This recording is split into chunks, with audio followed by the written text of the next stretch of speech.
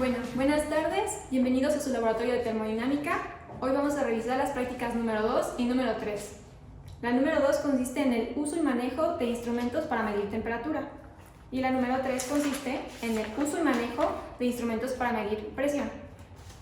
Como ya lo mencionó mi compañera Graciela, en la mesa tenemos varias herramientas que precisamente nos van a ayudar a medir tanto la presión como la temperatura. Hay que recordar que en el mundo de la termodinámica y en la ingeniería tenemos tres variables básicas que nos van a permitir poder desarrollar y implementar conocimientos que son la temperatura, el volumen y la presión. Bueno, empecemos con la práctica de temperatura. Primero que nada es importante definir el concepto de calor y temperatura.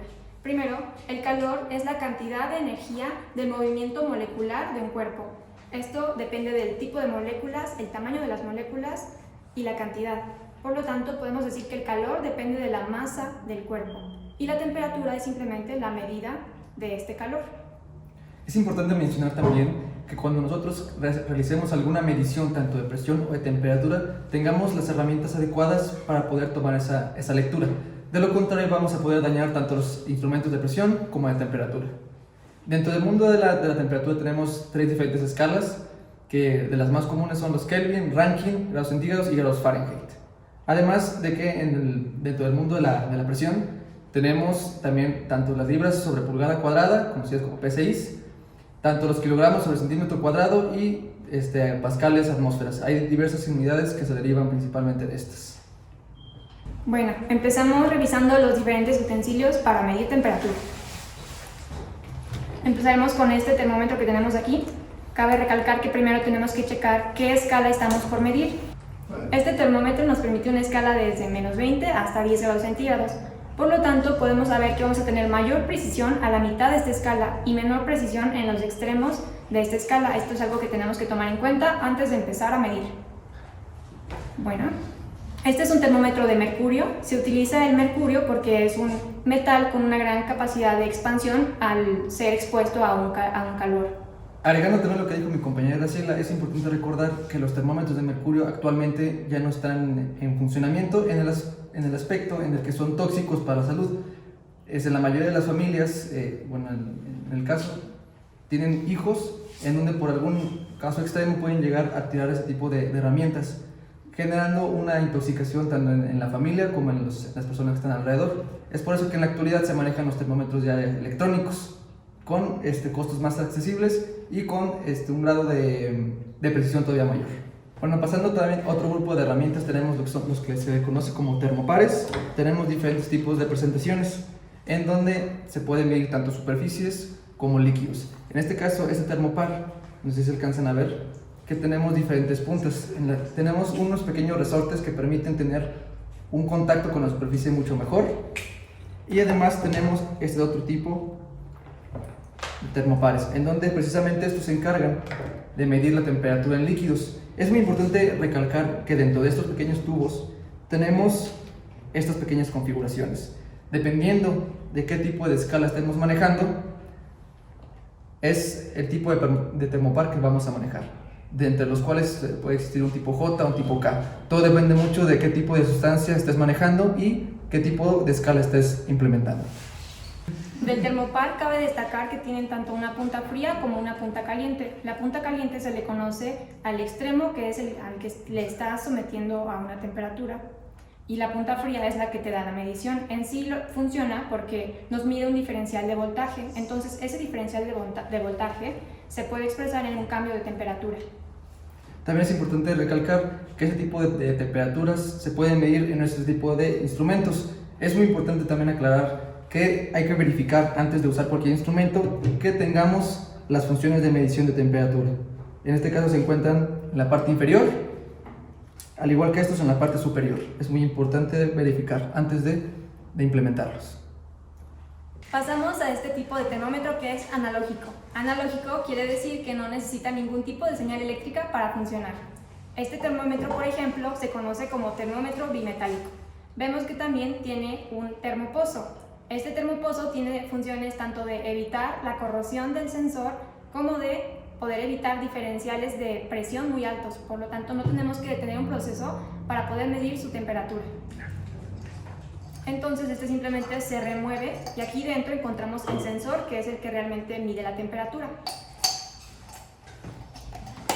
Ahora bien, cabe destacar que se conoce como bimetálico porque funciona con dos láminas de metales diferentes. Al ser metales diferentes tienen coeficiente de dilatación diferente, o sea que al poder medirlo nos va a dar un diferencial de temperatura. También tenemos este tipo de configuraciones en donde, si se fijan, tenemos un pequeño alambre rojo que permite precisamente que nosotros podamos instalar la punta en un sector y, dependiendo de la longitud que tengamos dentro de nuestra herramienta, poder extendernos hacia el panel de control o a la oficina más cercana. También tenemos este tipo de configuraciones. También tenemos este tipo de herramientas digitales que permiten a un bajo costo tener y censar la temperatura, notando también la precipitación, que en los próximos temas que ustedes vayan viendo en la materia teórica van a poder entender un poquito más a grandes rasgos. Y como plus también nos da la hora. Bueno, empecemos con nuestra práctica 3 de instrumentos de medición de presión. Primero que nada, la presión se conoce como la fuerza normal aplicada a cierta cantidad de área. Por lo tanto, podemos decir que sus unidades son newton sobre metro cuadrado, fuerza sobre área. Okay. También es importante mencionar que tenemos tanto presiones positivas como negativas. Para ilustrar un poco más a qué nos referimos con esto, tenemos este pequeño instrumento que precisamente nos va a ayudar a medir la presión positiva como la negativa. Se le conoce como vacuómetro, precisamente porque nos permite medir la presión negativa, que es la presión de vacío, y la presión positiva. No sé si se alcanzan a ver. Es importante mencionar que tenemos tres tipos de presiones: la presión atmosférica, la presión manométrica, que como mencionamos anteriormente puede ser tanto positiva como negativa, recordando que la negativa nos da el instrumento de vacuómetro y la positiva el manómetro. Y finalmente la absoluta, que sumando la presión atmosférica más la presión manométrica o la que proporciona el vacuómetro nos permite obtener la presión absoluta. En este caso, y en la actualidad, ya existen este tipo de instrumentos en donde tanto nos dan la presión positiva como la presión negativa. Como este, por ejemplo, es uno de los dos. Tanto en la parte izquierda tenemos la presión positiva y del otro lado la presión negativa. Cabe destacar que al hacer nuestra medición de presiones tenemos que saber con qué tipo de presión estamos trabajando, ya sea manométrica, absoluta o atmosférica. Y también con qué tipo de fluido estamos tratando de medir presión. Por ejemplo, este tipo de manómetros nos indica con colores de qué tipo de fluido estamos hablando. Por ejemplo, un fluido, digamos agua, no va a tener la misma presión que aire, por ejemplo, u otro tipo de fluido. Además, es importante mencionar que también cuando ustedes realicen algún ejercicio que involucre diferentes tipos de presiones, manejen todo en las unidades correctas, porque de lo contrario van a obtener una medición, un resultado erróneo. Bueno, el último instrumento del que vamos a hablar para medir presión es este manómetro analógico, conocido como tubo de Bourdon. El tubo de Bourdon es este tubo curvo que está sobre nuestro dispositivo. Para explicar el funcionamiento, se puede hacer una analogía con los famosísimos espantasuegras, donde nosotros podemos inyectar la presión a través en este caso de aire, en donde a través del tubo Bourdon se genera la presión en este punto, haciendo que a su vez, conforme vayamos ingresando más presión, el tubo va a tender a empujar la parte final, y a través de un juego de engranajes nosotros vamos a poder realizar una medición. Este es el dispositivo ya con carcasa, esta es la parte interna y esto sería lo que vamos a ver nosotros. Esta es la aguja que se mueve con respecto a este tubo, si lo empujamos, bueno, si se le empuja o si se le jala. Para finalizar, tenemos una de las herramientas más actuales y más tecnológicas que maneja el laboratorio de termodinámica. Para ello vamos a requerir la ayuda de nuestro compañero César Romero, en donde nos va a explicar el termómetro infrarrojo. Por favor, César, haz tu aparición. ¿Qué onda, chavos? ¿Cómo están? Pues bueno, el día de hoy vengo acompañando aquí a mi compañero Alfonso y a Graciela a explicarles un poco del termómetro infrarrojo y a desmentir muchos mitos que a lo mejor puede haber en estas épocas de contingencia y demás.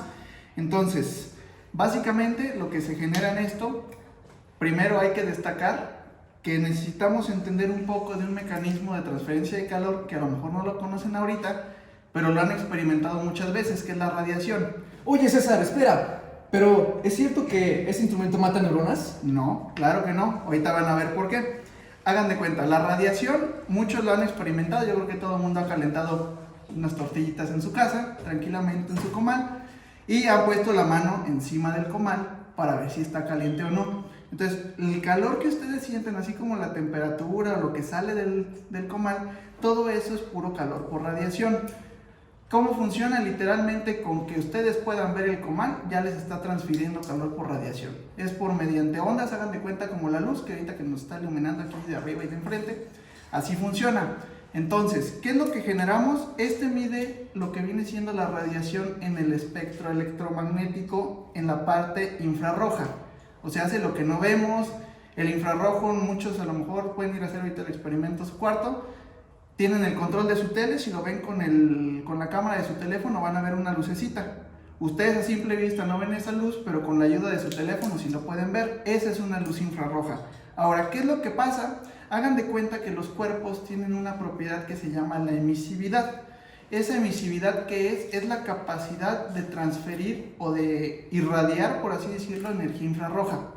Ahora, ¿qué tiene que ver esto? Ustedes, por el simple hecho de existir, de estar generando procesos adentro que estén calientes, valga la redundancia, con ese simple hecho ustedes ya están irradiando energía infrarroja con una cierta emisividad, ¿sí? O sea, con una cierta facilidad o con una cierta proporción de cuánto pueden emitir, ¿no? Entonces, es lo que se mide en esta parte central del termómetro infrarrojo.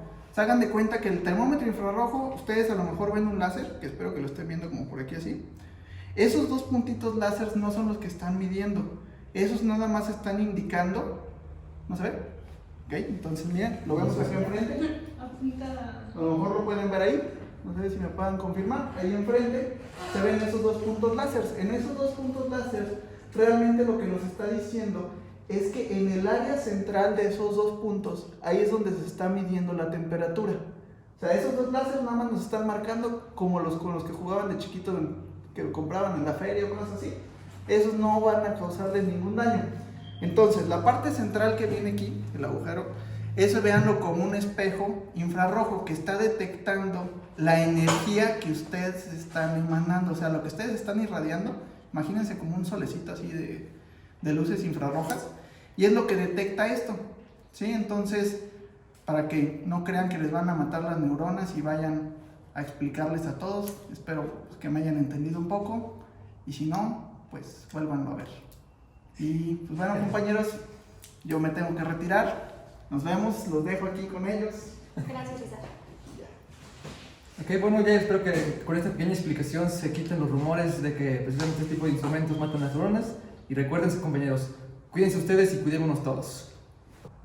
Ok, antes de que se vayan, le queremos mostrar una de las reliquias que maneja precisamente también el laboratorio de termodinámica. Desenterrando del baúl de los recuerdos, tenemos precisamente el pirómetro, que vendría siendo el abuelito de todos los instrumentos que acabamos de ver anteriormente. Estos se utilizaban principalmente para medir a los altos hornos grandes temperaturas. Se fijan, ya es una de las reliquias que maneja precisamente el laboratorio de termodinámica. Es importante recalcar que en la actualidad hay empresas que siguen manejando ese tipo de instrumentos, hay otras que manejan los que acabamos de mencionar, pero es importante que ustedes sepan de su existencia.